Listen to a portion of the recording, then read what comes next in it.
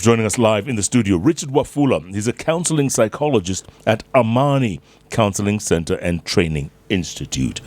Richard, good to see you. Karibu sana. Thank you, Jeff and Nick. How are you doing? It's a pleasure. I'm doing well. Yeah? Yeah. It's always a good opportunity to talk about mental health. Because we don't talk enough about it, right? Yes, we don't talk enough about it. Why not? Yeah, because there's stigma around it. So people look at you as a Madare candidate. But we speak less about it because what will people think about me? What will people say when they realize that I'm actually going through or I'm breaking down? And that is why then we are witnessing and we are seeing, a number of cases of people attempting and succeeding of dying of suicide because they get helpless, hopeless, and yet they could reach out to be able to just, talk to someone and be able to resolve. Do you think that maybe it's the medical field who should try and make this information more palatable so that the stigma can go down? Because you see, like for regular people, they just know this is the information we have about mental health. But the people, the professionals about it, are not also presenting it in a way that it's palatable to the normal mananchi. Yeah, I agree with you somehow. But again, mental health starts with me, starts with you. I mean, before it gets to even the professional to actually give this information. Because it is you to acknowledge that I'm not okay. And that is the beginning point of healing and dealing with the issues that you're carrying.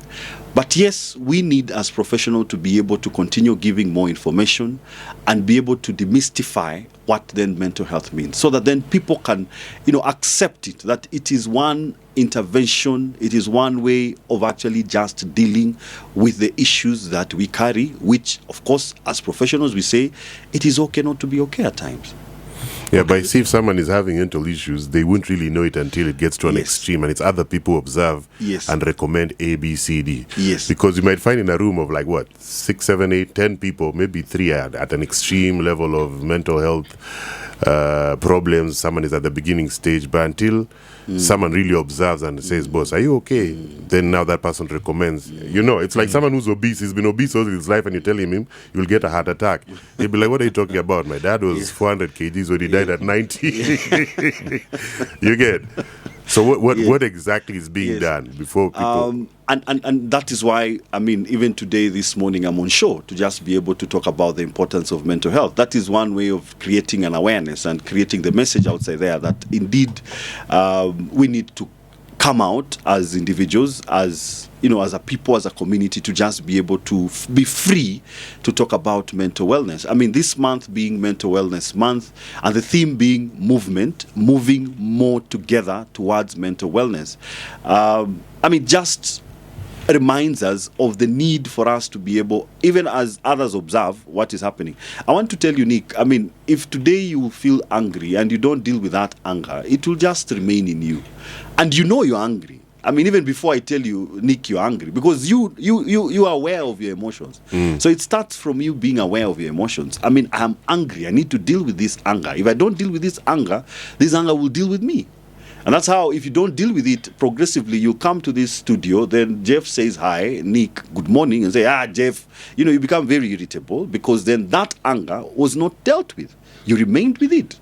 So it begins there, to just being able to acknowledge that this is my emotion, that I'm not at a space where I am normally, and what am I doing with it? But what do? We always push it under the carpet. We always rationalize that, it shall be okay, even when you're not doing anything to be okay. Yeah. And what other signs are there, Richard? Yeah. What other signs? Yeah. I've already talked about one sign, Jeff, but I'll talk about other signs. Irritability, anger, excessive anger. Nick is like that every day. Then we need to do an assessment for Nick. It could be my client.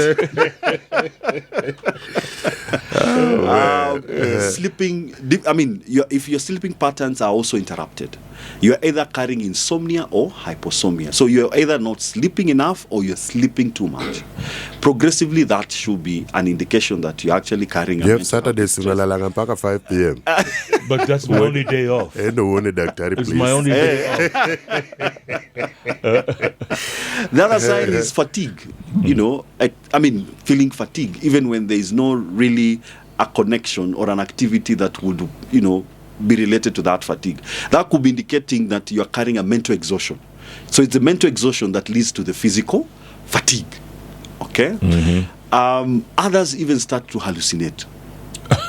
Hey, that's Start, trauma shows. Hallucination. Yeah, Nick, either auditory hallucination. You see, Nick, are you seeing people? Are you seeing people? Are you hearing No, people? come on. You know, Come on. It And doesn't yet get they that. are- It and doesn't yet get that bad. It No, it gets does. that bad. That's Huh? like the It really gets towards that the bad. end. You're only bangi bana. Of course, Bangi Jeff would, of course, cause some of the. I mean, one of the effects of bang use is hallucination. Hallucination. But also, hallucination is a sign that you could be carrying a mental health challenge. Okay? If you start abusing drugs or alcohol more, abuse, because some people would drown their sorrows into drugs as a way of trying to deal with their mental health distress. And that's why some of these people you are watching outside here are actually into drugs as a way of coping with their mental health distress. Okay? Forgetfulness as well is another sign. I mean, and So like all the guys were asked, "Wait, ile do yangu bro, Ni nilisahau." That guy needs to see you. that guy is just avoiding. That guy is just avoiding, actually, basically. But if you're also not able to do your daily tasks, coming to work, if you are going to school, if you're not able to concentrate, you lose your concentration very fast.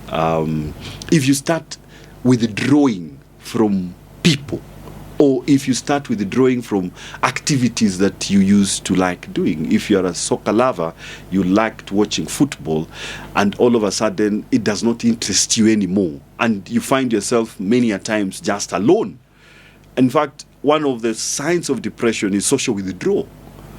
So when you start finding yourself alone many a times, then that is a clear manifestation. Parents also contribute a lot to how people feel about themselves. Yes. Like, I don't know if I've told you the story of this one kid. Let me just indulge you. So she got a child with a guy, and you know how men are. Some men. So he's a married man, and so he said, "Hey, me, I'm not ready for this kind of responsibilities. We were just having fun." Yes. But the unfortunate thing is, this kid really looks like the dad. So each and every day, her seeing this kid as he grows was a reminder of that guy and the way he treats her very badly. Yes. So she would get angry and take it out on the kid. Yes. She would get angry. So I know sometimes people say something like, "Hata ungesaliwa, we ni mjinga." So she just continued doing this over and over. So long story short, at one point, this kid keeps on wondering, I'm always on the wrong. Maybe I'm making mom unhappy. Maybe I should have not been born. So he started planting this seed in his mind. So when he turned 10, it was his birthday, and of course, mom, I'm jinga, let's do this. So he just wrote a letter. I think the best gift I can give you is, because I feel like I'm a hindrance to your life and progress, is to give you the peace you deserve. Yeah. And he killed himself. But you see, a lot of people don't understand that also some parents are the cause from when you were a child. So you've done this for 20 years, you're 25, you're wondering why you're like this as a person. But you see, I feel like a lot of doctors don't explain to people that mom and dad could have been the cause of your mental health. The rejection that comes from an early age, of course, would actually contribute heavily to your mental health. Because one of the causes of mental health disorders or challenges or distress is unresolved childhood issues. And exactly what you're actually sharing with us this morning, Nick, is that when that child got to that stage, clearly it was because the mother rejected this child, and this was because of the experience they had with the father. Yeah, so we also need to go back to our early childhood. People are carrying things. Jeff and Nick, people are carrying things. In fact, everyone. People are carrying things, man. No one's perfect. No one is perfect. No one. In fact, if you consider yourself perfect, then you're also a candidate of mental health. Yeah, you're in denial. You're in denial. Okay, who can people reach out to other than institutions like yourselves? Yeah. Who can people reach out to? Because like men don't like to talk. Yeah, men don't like to talk. Predominantly, we talk about three things: football, politics, and women. Boss.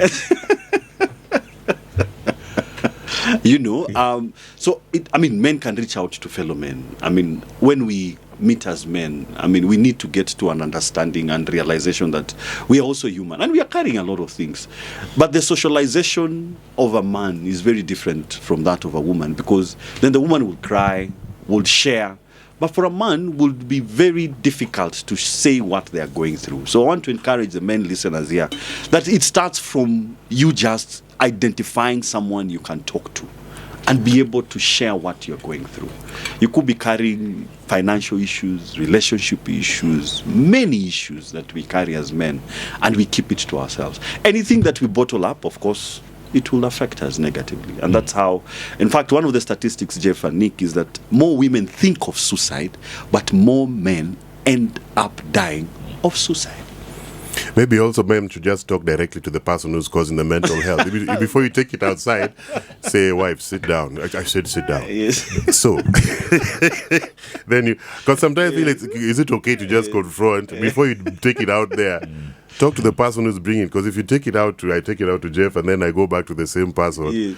You've taken 2 steps forward but 3 backwards. But you see, Nick, as you take it to the person who is causing it, which is okay, have a conversation with that person. But sometimes because of even the anger that you are carrying, you end up even not having a constructive conversation.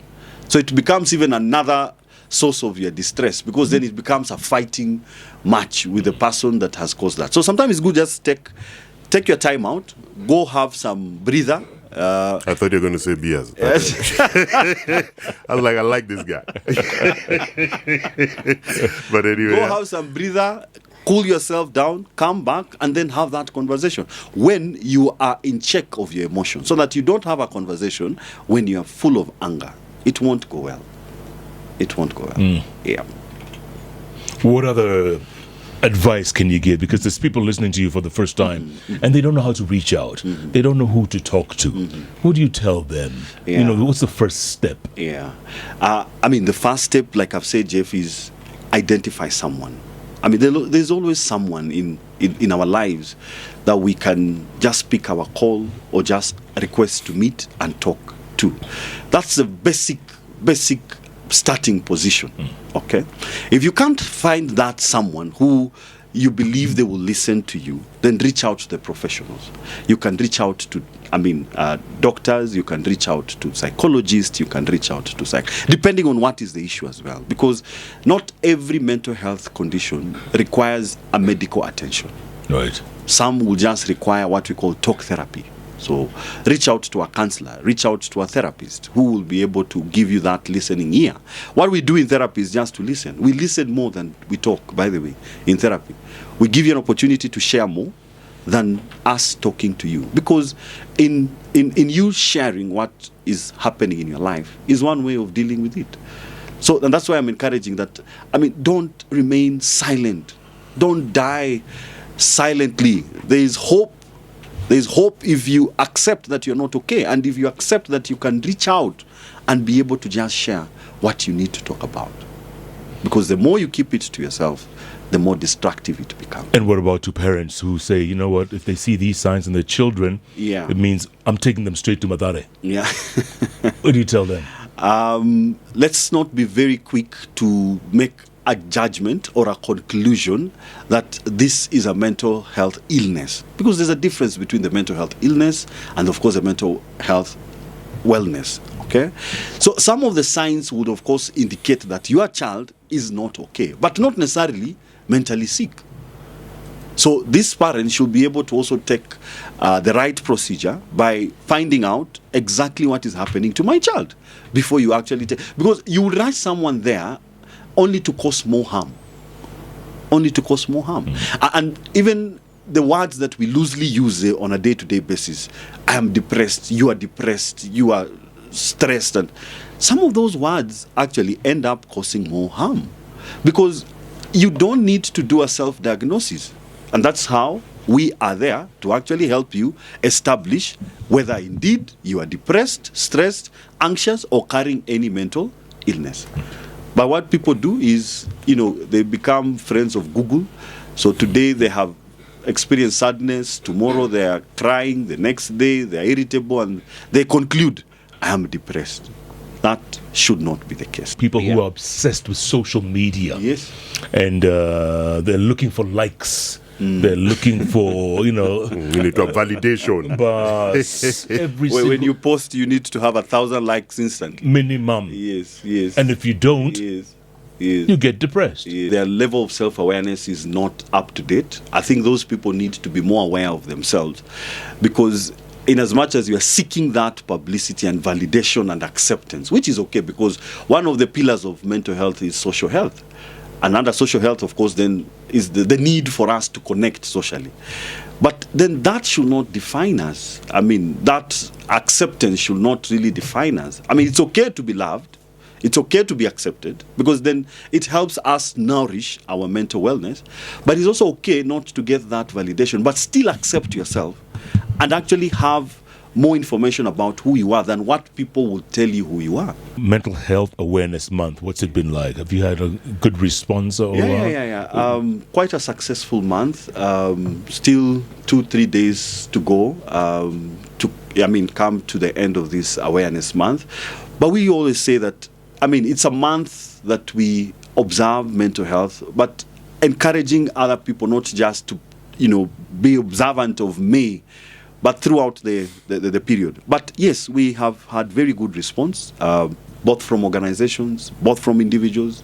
We have had people coming up and sharing their testimonies. Just how mental health and especially therapy has supported them in dealing with their sicknesses, in dealing with their financial issues, in dealing with their work-related issues.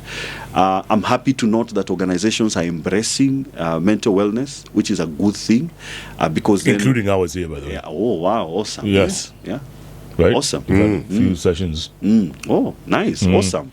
Keep it up. Keep doing those those sessions, because then you guys in media also, I imagine what you go through. Many things. Sometimes also people are encouraged to take up, exercises. But if you talk to someone and he's like, "Mi nipiga exercise na mi bado nikimaliza exercise bado sina do." Maybe you can you can highlight the impact of exercising. Just do exercises that are body friendly. Okay. In fact, if you can afford 150 minutes every week for exercise, that is recommended for us to keep to terms with our mental wellness. That is about 20-25 minutes every day, which I imagine that if you are committed to it, you can keep to the routine, so that then it helps you to be able to deal with your mental wellness. I'm sorry, tizi nongezanga feel good hormones. Yes, that's the it background does. of exercise. It does. Your dopamine levels go up. So You can tell I did. My last degree was in psychology and mental health. And you're still suffering. Everyone has to be, but also sometimes I tell guys, having an imbalance in mental health is something that you have to pass through in life. It's there's no escaping it. So it's just picking yourself up at some point. Right back at you, bro. And is there any medicinal help? Yes. And especially if you're diagnosed clinically of either severe depression, severe anxiety, or illnesses like schizophrenia, those will be clinically treated. And that's where now the psychiatrists come in place, the doctors come in place to be able to administer the treatment for various conditions that have been diagnosed clinically. Do you do that at Amani? No, we don't do that, but we work with a number of psychiatrists. So we do referral mainly. We can only go up to the extent of assessment. Then once we ascertain that this case requires a medical attention or psychiatry attention, we do referral. So overall, is mental health issues on the rise in Kenya? We are coming from seasons. We have come from COVID, where really the entire world was devastated with it. Then as a country, after COVID, we came into a cycle of elections. After elections, we are where we are at now. Just recently, we had, floods, and we saw what was happening. All these cases are contributing towards, the rise of mental, wellness in our country. So it's sometimes about what is happening around us that would inform even the cases that we receive on a day-to-day basis. So yes, the period has not been very friendly. I'll have to be very honest, because coming from those very major incidences, people are struggling. The police force are also severely affected by mental health issues. The things they have to see or witness or have to deal with every day. And I don't know, have you, as Amani Counselling, because I hear Amani Counselling a lot, have you reached out to the government, see how you can help them? Yes, we have trained a number of their police officers in counselling, and we are also offering support, mental health support through therapy to these guys. So yes, that is one population that really we are working closely with. Roughly how much is a session so that someone can say, let me go and try, and then once they're there, then they realize the benefit of... Yes, so again, we handle case by case, and some of the cases, even by the way, we offer at no cost, depending on the case and the person. But as a corporate entity, we charge 3,000 per session when you visit us. But like I've said, it's always on a need-to-need, case by case. We do our evaluation and be able to see how can we support this person. Unangalia unasema this one will charge 67,500. No. Our corporate rate standard, I've given you already. So we will not go beyond that. I mean, we charge 3,000 per session. But like I've said, there are those who cannot afford that. It should not be a reason why they should not seek therapy from us. Yeah, but that's what Nick spends on one round at his local. So you're paying a therapy kivyake, bro. So where can one? Where's the near? I think there's one on Bagathi Way. Yes, we are along Bagathi Road, currently Raila Odinga Way. Just repeat that name again, please. Raila Odinga Way. Okay. It's a name close to your heart. Yes. Is it helping you deal with your mental health? Yes, it is helping me very much. Just hearing his name. Yes, Nick, opposite Jonathan Cloak. That is where our head office is. But we also have other regional offices. We have an office in town along Tomboya Street, Mwalimu National Circle building. We are located in Nyeri. We are located in Kisumu. We are located in Mombasa, Siaya, and Gunja. But our presence is all over. We work outside our physical presence, because then we target everyone and even across the borders. Yeah. And if people want to get in touch, how do they do that? Get in touch through our website. You can actually go to our website, Amani Counselling Center and Training Institute. You get our official lines. Just give us a call and we'll be able to assist you as well. Get to our Facebook page, get to our Instagram page, Amani Counselling Center and Training Institute. You'll be able to get us there as well.